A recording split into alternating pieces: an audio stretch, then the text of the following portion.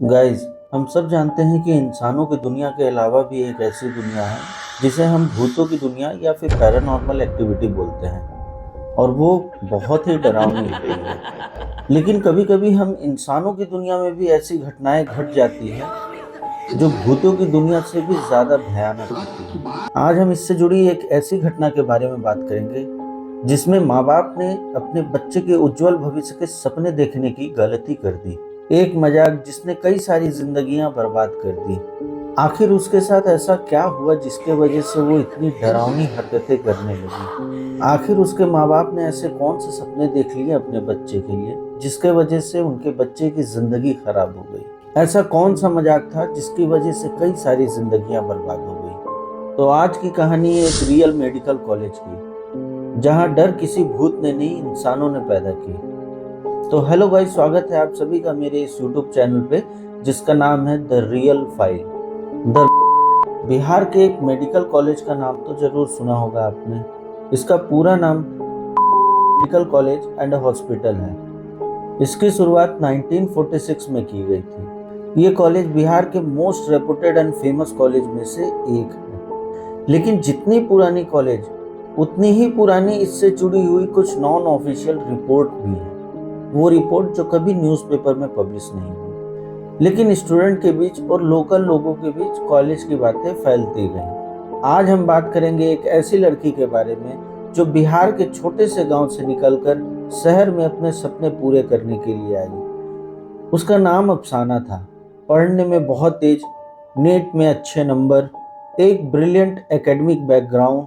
हाँ, लेकिन वो एक इंट्रोवर्टेड, रिजर्व्ड और रैगिंग के खिलाफ रहने वाली लड़की थी। कॉलेज के पहले ही दिन सीनियर्स ने अफसाना का एक वार्म वेलकम किया और वहीं से रैगिंग और टॉर्चर के सिलसिले शुरू हो गए। उसे कई तरीके से मजबूर किया जा रहा था, जैसे कि पोस्टमार्टम रूम में आधे घंटे तक अकेले रहने के लिए, मॉर्चरी रूम में अकेले पूरी रात गुजारने के लिए, और भी कई तरीके से उसे टॉर्चर किया जा रहा था। 6 फरवरी 2013 रात के समय हॉस्टल के रूम नंबर 306 में कुछ अजीब होने वाला था। कुछ सीनियर्स ने एक ग्रुप बनाकर रात के समय अफसाना के रैगिंग लेने का एक प्लान बनाया, और उसी तरह की रैगिंग जो कई साल पहले उस हॉस्टल में की जा चुकी थी, जिसका रिजल्ट बहुत ही दर्दनाक था। उस समय अफसाना अपने कमरे में नहीं थी, तो मौके का फायदा उठाकर सीनियर्स लोगों ने इंसान का कटा हुआ हाथ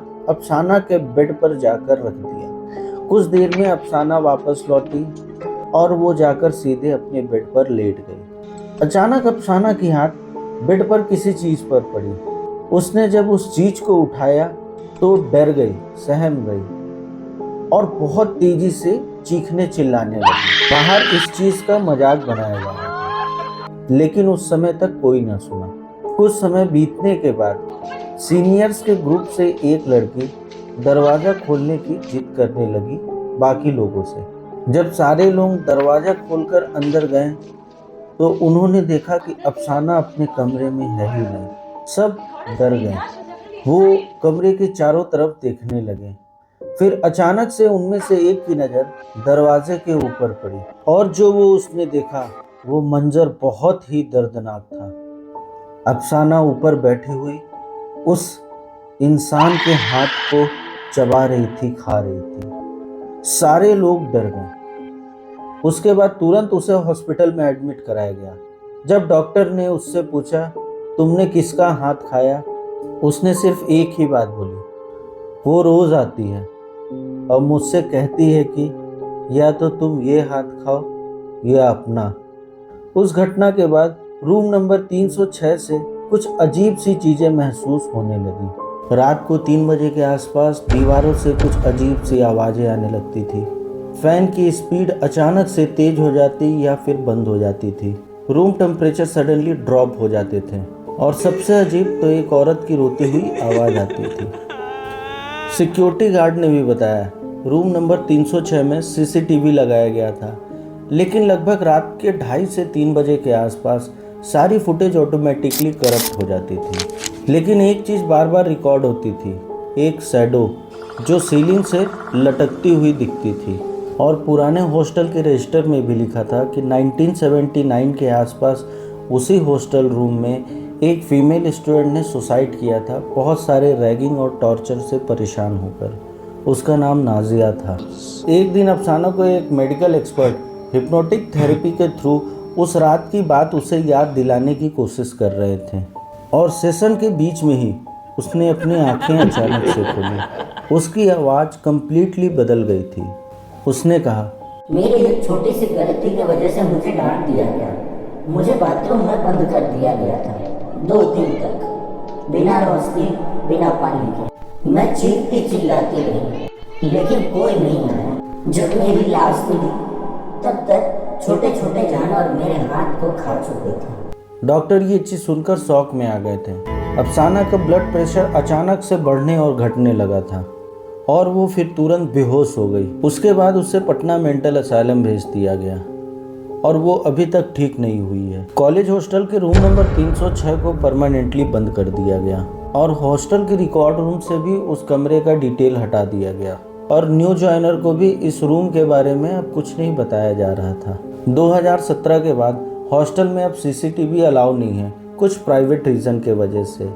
लेकिन स्टूडेंट अभी भी कहते हैं कि रात को 3 बजे के आसपास रूम नंबर 306 से कुछ आवाज़ आती है।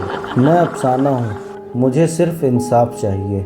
कुछ स्टूडेंट ये भी कहते हैं कि उन्होंने उस कमरे के कॉरिडोर के बाहर किसी औरत को चलते हुए, रोते हुए और चीखते हुए देखा। तो गाइस, ये थी वो कहानी जिसमें एक बच्चे के माँ बाप ने अपने बच्चे के लिए सपना देखा। सपना वो जो कई सारे माँ बाप अपने बच्चों के लिए देखते हैं, लेकिन एक मजाक ने एक परिवार की ज़िंदगी ही बदल कर रख दी। अगर आपको ये वीडियो अच्छी लगी हो तो कमेंट करें, लाइक करें, सब्सक्राइब करें। कमेंट में ज़रूर बताएं कि ये स्टोरी आपको कैसी लगी, और अगर आपके पास भी इसी तरीके की स्टोरी हो तो प्लीज़ डिस्क्रिप्शन बॉक्स में मेरी मेल आईडी दी हुई है, आप वहां जाकर अपनी स्टोरी ज़रूर शेयर करें। आप सभी का यहाँ तक बने रहने के लिए बहुत बहुत धन्यवाद।